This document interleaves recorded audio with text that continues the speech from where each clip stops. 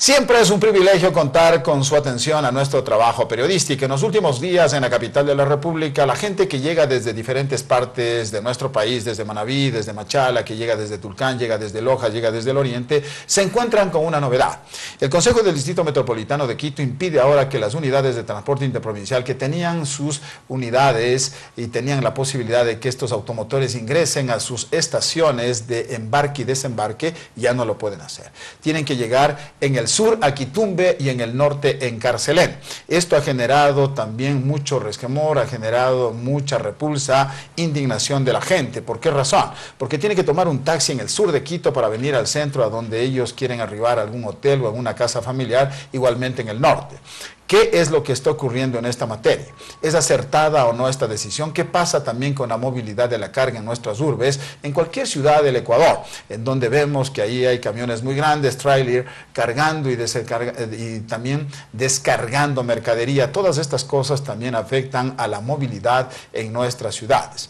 Para hablar de este tema está con nosotros el doctor Guillermo Ramos, exdirector de la Agencia Nacional de Tránsito, para que nos dé una opinión si este tipo de medidas que buscan supuestamente, entre comillas, ayudar a la movilidad, son acertadas o más bien generan problemas a todos los habitantes del Ecuador que en este caso quieren llegar a la capital de la República y se encuentran con esta novedad. Ya habíamos vivido el problema del aeropuerto que no logra superarse. Hemos dicho que ese es un problema.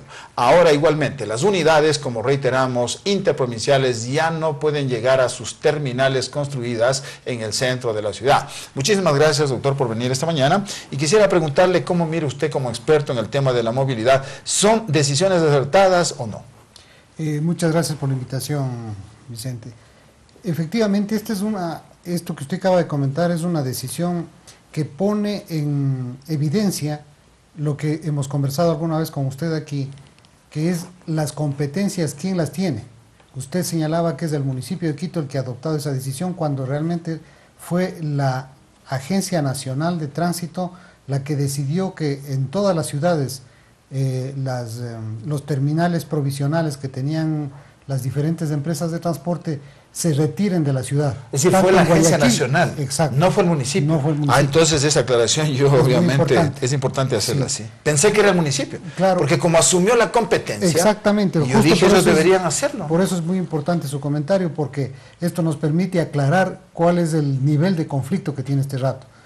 Sin embargo, el municipio de Quito debió actuar. Es muy importante, Guillermo, perdón de que vuelva a insistir en esto, ¿no? Entonces, las competencias son a medias. Exacto, es lo que hemos conversado con usted y que yo reiteradamente he proclamado en diferentes oportunidades, la imposibilidad de la aplicación de la ley y la confusión que se produce en el usuario, tanto del transporte como el que presta el servicio de transporte. Es decir, el empresario que invierte para tener un servicio de transporte público, en qué condiciones lo está haciendo, y el pasajero no sabe dónde ahora tiene que embarcarse y desembarcarse. Es un conflicto que le ha generado.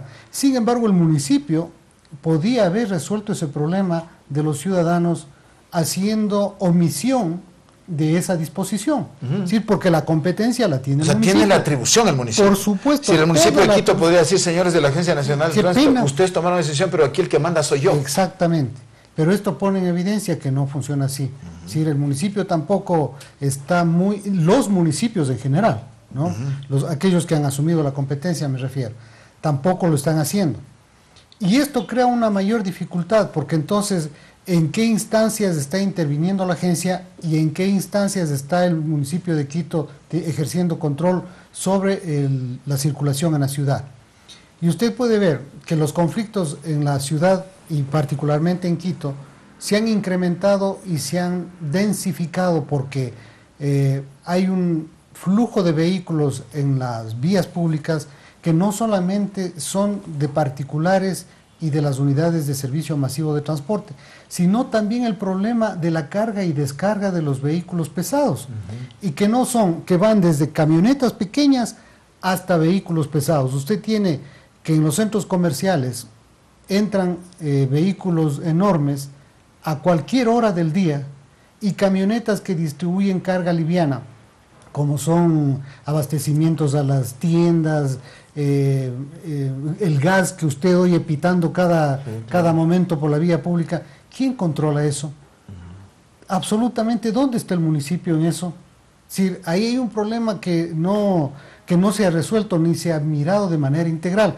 Fíjese usted, estamos hablando del problema del metro en la ciudad de Quito. Y el metro solamente es una solución bien pequeñita en el conjunto de la ciudad. Sí. Usted tiene que, solo en términos del transporte masivo de personas, el metro soluciona un 35% del problema. En términos de transporte masivo de personas. Y el complementario, que es el transporte de carga, ¿cuándo lo van a abordar?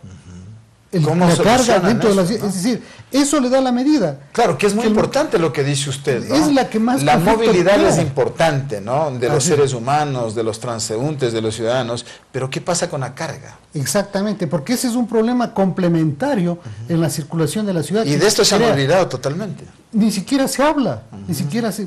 Sin embargo, ese es parte del problema. Es decir, el otro 30%, un tercio del problema de la circulación de la ciudad es el problema del transporte de la carga. Por eso es que en una entrevista que hacíamos hace pocos días aquí en Ecotel Televisión al arquitecto Alberto Andino, expresidente del Colegio de Arquitectos de Pichincha, él decía que no debemos hablar del metro, que esa no es la solución nomás, como decimos los ecuatorianos, sino de un sistema integrado de solución a los problemas de la movilidad.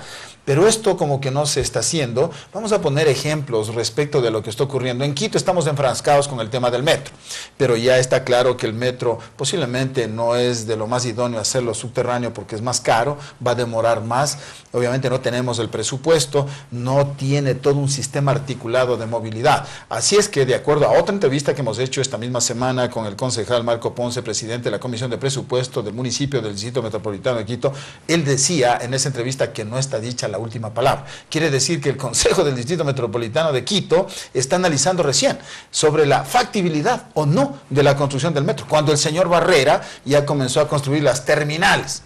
Esto me recuerda también, ¿no? Como comentario, alguna vez hablando con Rodrigo Paz, decía que el maestro Juanito, el señor Gustavo Erdoiza, exalcalde de Quito, había puesto cemento sobre algunas calles, ¿no? Había mandado a pavimentar algunas calles, pero no había agua potable y alcantarillado.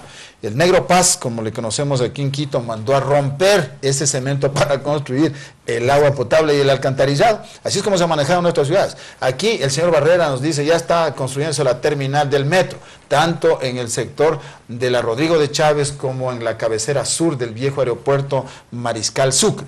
Pero resulta que no tenemos metro.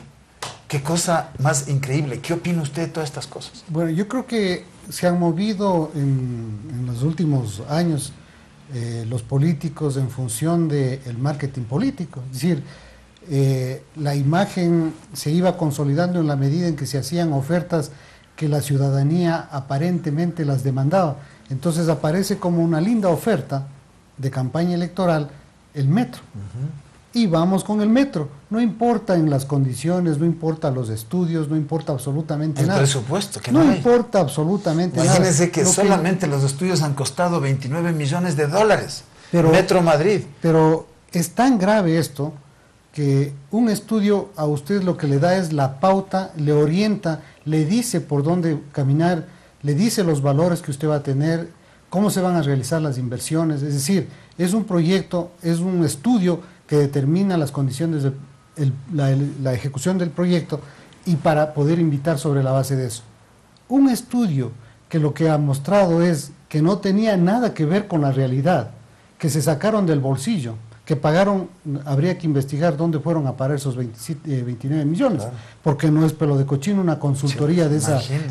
pero además es una consultoría que se pagó por 29 millones para que se haga la invitación y se tenga estos resultados. Resultados vergonzosos. Vergonzosos, porque es una vergüenza que hayan recibido ofertas que estén por encima en el 40% de los términos de referencia que plantearon. Es decir, esto es un horror, esto es una muestra de cómo se manejaba, cómo se están manejando las cosas en el país. Esto es solo una muestra. Si usted pone el dedo un poco más adentro, seguramente, y va a las obras que ha realizado el régimen en carreteras, sobre todo en vialidad, usted va a tener cosas muy parecidas. Y acuérdese que ahí además se han hecho obras declaradas en emergencia, es decir, se ha aplicado mucho la emergencia.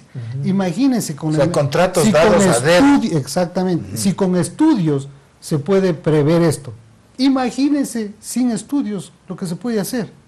Usted había dicho cosas muy interesantes a lo largo de todas estas entrevistas que hemos realizado con Guillermo Ramos, exdirector de la Agencia Nacional del Tránsito.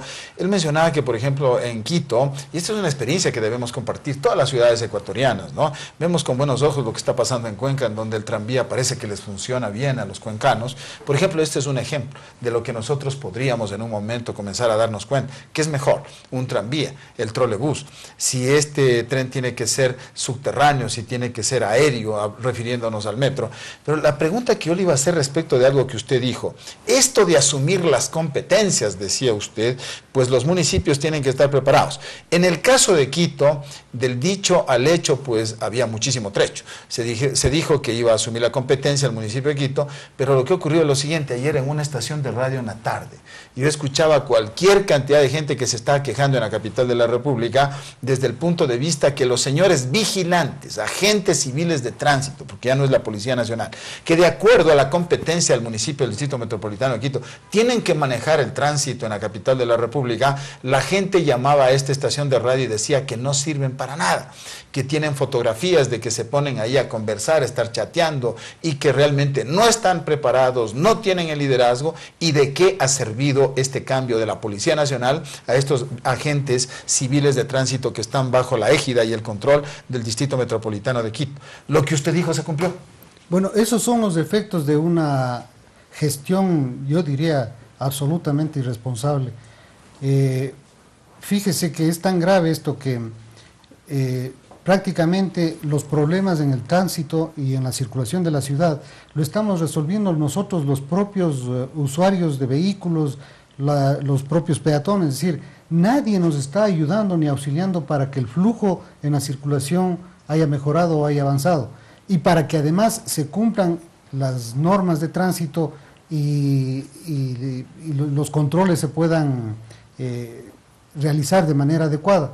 Usted tiene que, nosotros mismos, cuando usted se encuentra en una vía sin semáforos, ¿qué hace?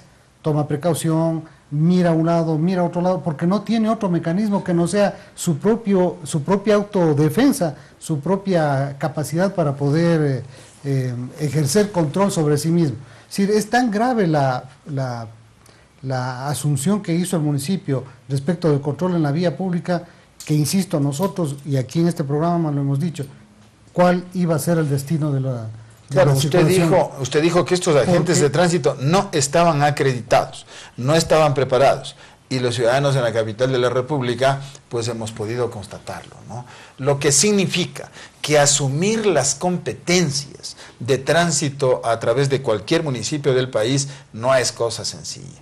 Tiene que haber una reflexión profunda, tienen que estar preparados, no es cuestión de que yo asumo las competencias y después. El drama y el caos que estamos viviendo en la capital de la República es el ejemplo claro de lo que no se debe hacer. Por cuestiones de tiempo podríamos seguir conversando con Guillermo Ramos, exdirector de la Agencia Nacional de Tránsito. Muchísimas gracias, Guillermo. Vamos a seguir conversando con usted, que es parte de la casa, para que nos siga dando luces respecto de este tema. El mensaje que queríamos transmitir luego de esta tertulia es que asumir las competencias de tránsito en cualquier municipio, en cualquier gobierno autónomo descentralizado del país, tiene que ser hecho con absoluta responsabilidad, porque de lo contrario, peor es el remedio que la enfermedad.